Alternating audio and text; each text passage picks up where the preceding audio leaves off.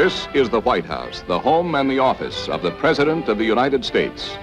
Last November, some 70 million American citizens cast secret ballots to determine who would fill this chair, to determine upon whom would fall the responsibilities of this office.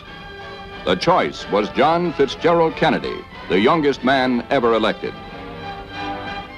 He follows a line which began with George Washington, the first president and the only president elected by unanimous vote. He follows Thomas Jefferson, a principal architect of American democracy. Abraham Lincoln, whose name stands as a symbol of compassion and humanity throughout the world. From their home in nearby Georgetown, on this day, January 20th, 1961, Mr. Kennedy and his wife, Jacqueline, come to the White House, where they are greeted by President Eisenhower.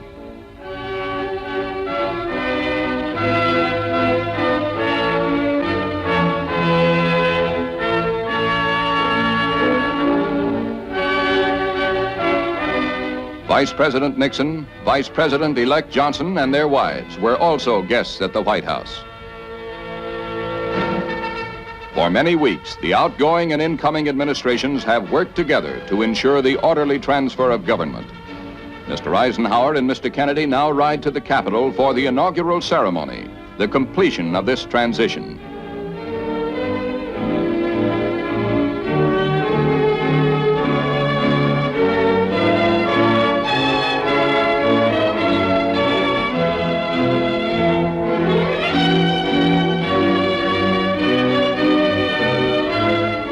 Undaunted by the unusually cold weather, the crowds began to gather early in the morning. And here beneath the gleaming dome of the Capitol, honored guests are assembling in order to take their places on the portico. Members of Congress,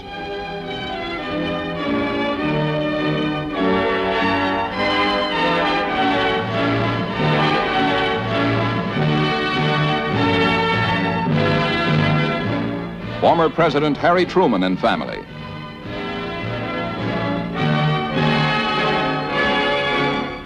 poet Robert Frost and Marian Anderson, famed contralto, two of many guests representing the arts in America.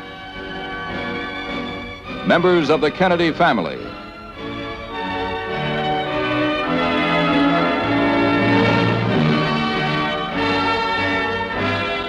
justices of the Supreme Court,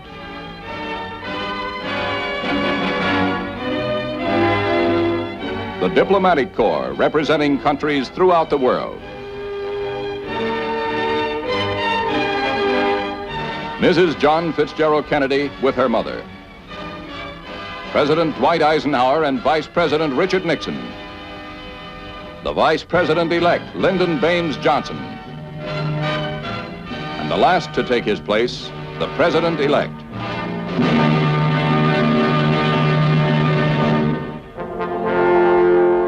This crowd gathered on the Capitol grounds is about to witness the Chief Justice of the United States, Earl Warren, administer the oath of office.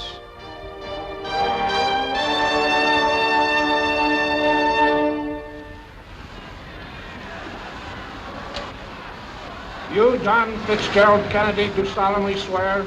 I, John Fitzgerald Kennedy, do solemnly swear that you will faithfully execute the office of President of the United States. that I will faithfully execute the office of President of the United States And will, to the best of your ability, and will, to the best of my ability, preserve, protect, and defend the Constitution of the United States. preserve, protect, and defend the Constitution of the United States. So help you God.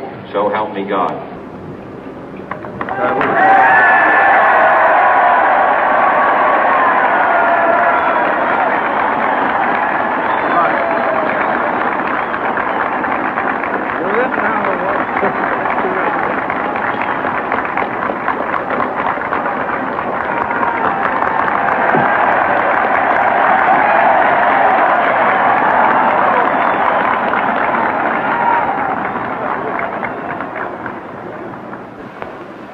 Vice President Johnson, Mr. Speaker, Mr. Chief Justice, President Eisenhower, Vice President Nixon, President Truman, Reverend clergy, fellow citizens. We observe today not a victory of party, but a celebration of freedom, symbolizing an end as well as a beginning, signifying renewal as well as change. For I have sworn before you and Almighty God the same solemn oath our forebears prescribed nearly a century and 3/4 ago. The world is very different now, for man holds in his mortal hands the power to abolish all forms of human poverty and all forms of human life. And yet the same revolutionary beliefs for which our forebears fought are still at issue around the globe. The belief that the rights of man come not from the generosity of the state, but from the hand of God. We dare not forget today that we are the heirs of that first revolution.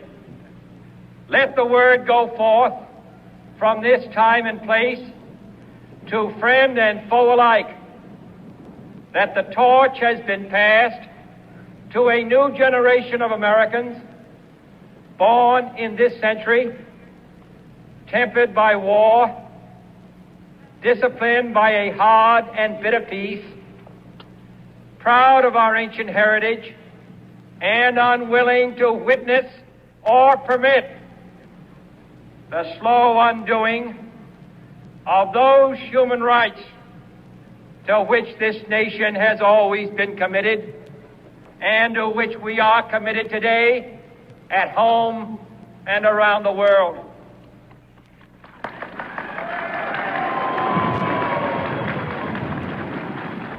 Let every nation know, whether it wishes us well or ill, that we shall pay any price, bear any burden, meet any hardship, support any friend, oppose any foe to assure the survival and the success of liberty.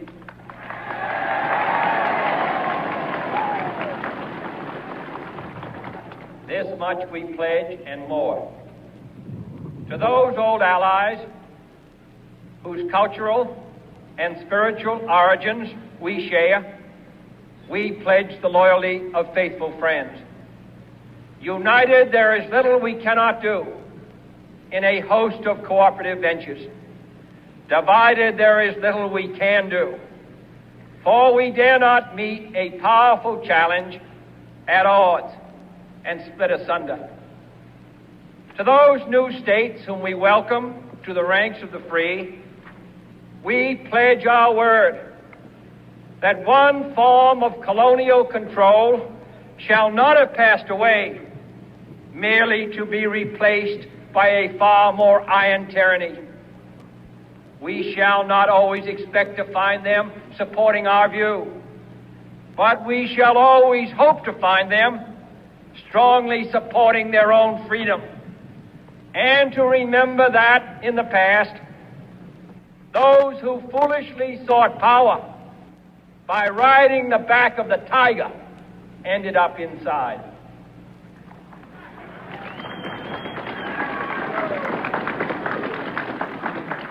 To those people in the huts and villages of half the globe struggling to break the bonds of mass misery, we pledge our best efforts to help them help themselves. For whatever period is required, not because the communists may be doing it, not because we seek their votes, but because it is right. If a free society cannot help the many who are poor, it cannot save the few who are rich.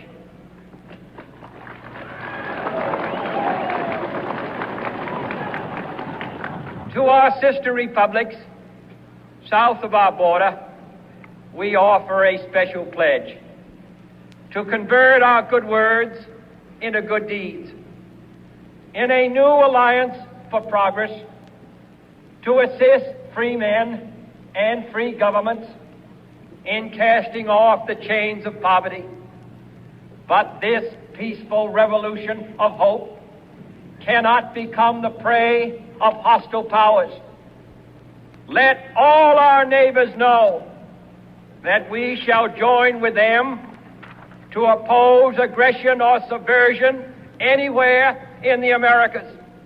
And let every other power know that this hemisphere intends to remain the master of its own house.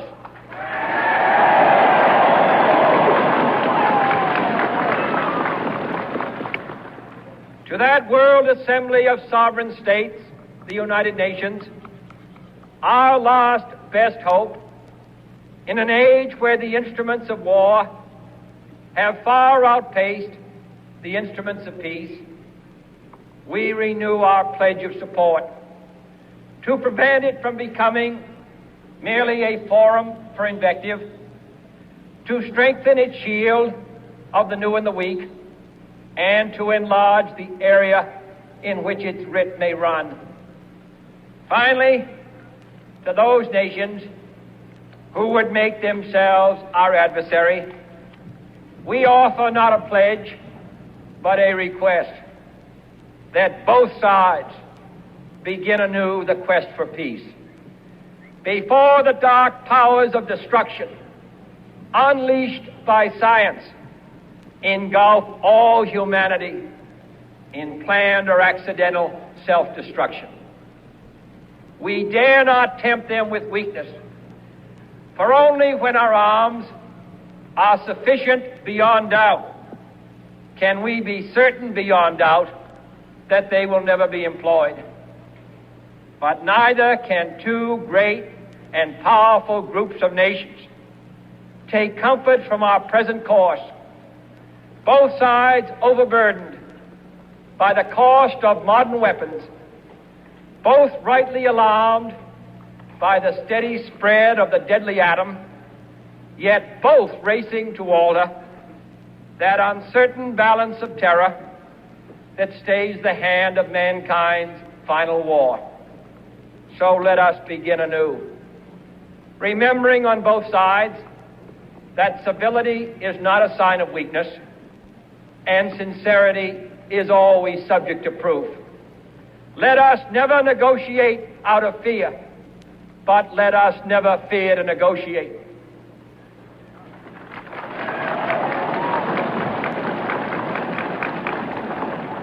Let both sides explore what problems unite us, instead of belaboring those problems which divide us. Let both sides, for the first time, formulate serious and precise proposals for the inspection and control of arms, and bring the absolute power to destroy other nations under the absolute control of all nations.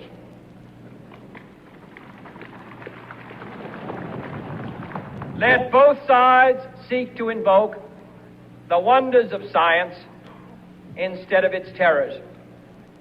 Together, let us explore the stars, conquer the deserts, eradicate disease, tap the ocean depth, and encourage the arts and commerce. Let both sides unite to heed in all corners of the earth the command of Isaiah to undo the heavy burdens and let the oppressed go free.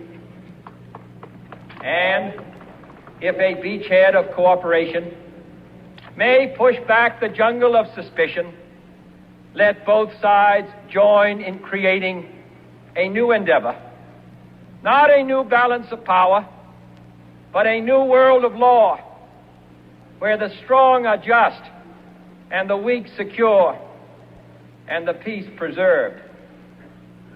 All this will not be finished in the first 100 days, nor will it be finished in the first 1,000 days, nor in the life of this administration, nor even perhaps in our lifetime on this planet.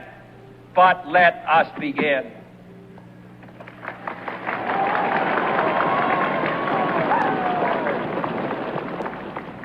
In your hands, my fellow citizens, more than mine, will rest the final success or failure of our course. Since this country was founded, each generation of Americans has been summoned to give testimony to its national loyalty. The graves of young Americans who answered the call to service surround the globe. Now the trumpet summons us again, not as a call to bear arms, though arms we need, not as a call to battle, though in battle we are, but a call to bear the burden of a long twilight struggle, year in and year out, rejoicing in hope, patient in tribulation, a struggle against the common enemies of man, tyranny, poverty, disease, and war itself. Can we forge against these enemies a grand and global alliance, north and south, east and west, that can assure a more fruitful life for all mankind? Will you join in that historic effort?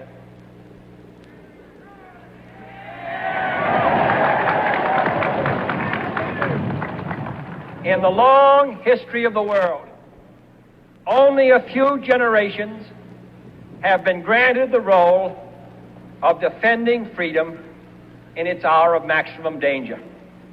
I do not shrink from this responsibility. I welcome it.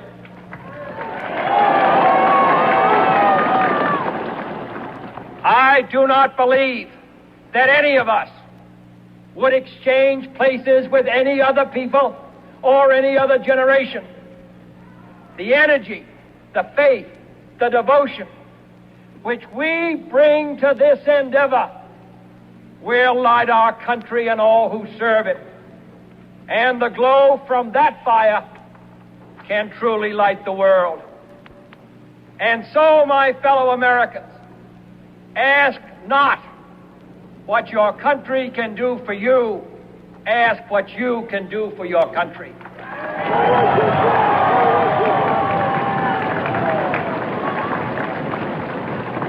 My fellow citizens of the world, ask not what America will do for you, but what together we can do for the freedom of man.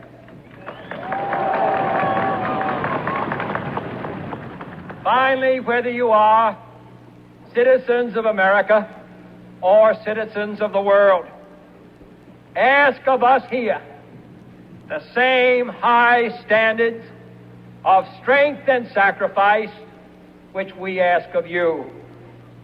With a good conscience, our only sure reward, with history the final judge of our deeds, let us go forth to lead the land we love, asking His blessing and His help, but knowing that here on earth, God's work must truly be our own.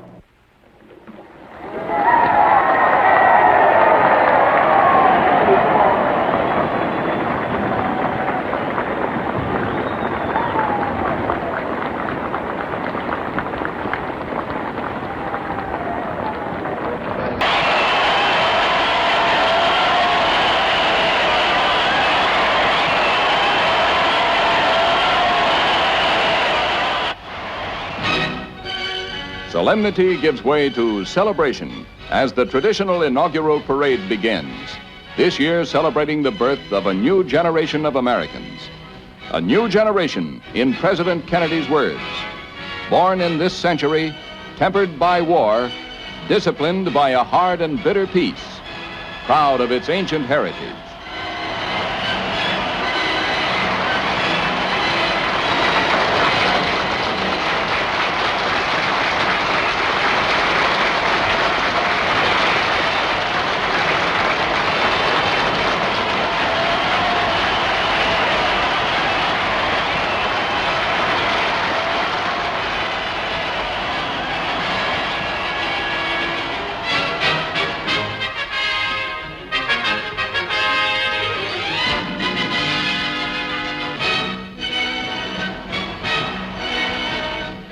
Arriving at the White House grounds, Mr. and Mrs. Kennedy head for the specially constructed stand, where joined by Vice President and Mrs. Johnson, they will review the inaugural parade.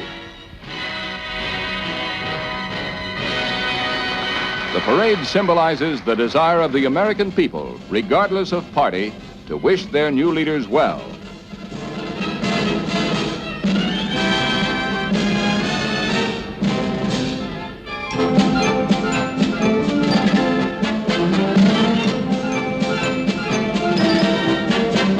The cadets of the United States Military Academy.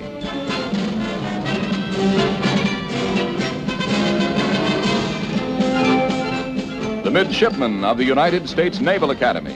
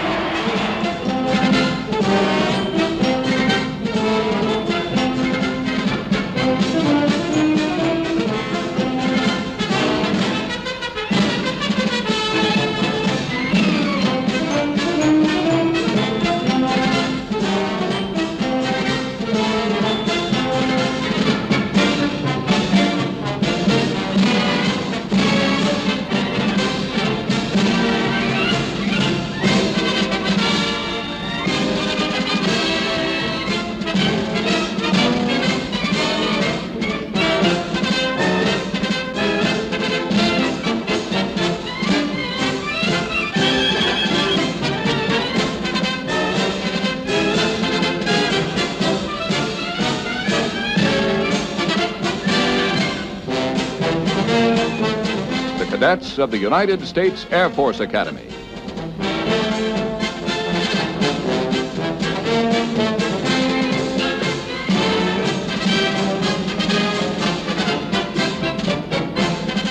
Floats representing the states in the Union add color and gaiety to the occasion.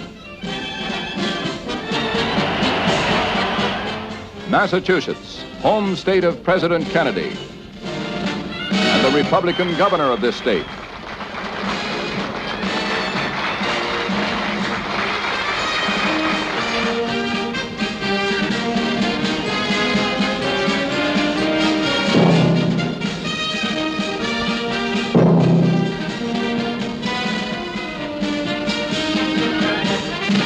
Texas, home state of Vice President Johnson.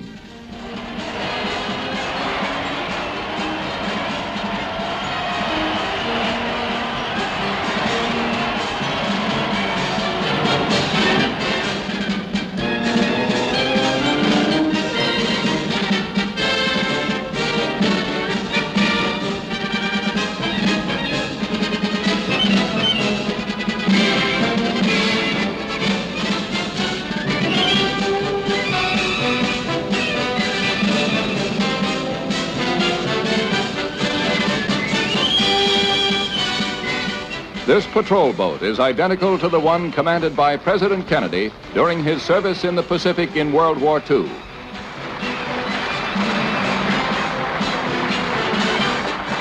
And so a nation spends the afternoon of an important day celebrating the inauguration of its 35th president. However, President is sworn in by Chief Justice Warren in the presence of Mr. Kennedy. These men will assist the president in fulfilling the responsibilities of the executive branch of the government.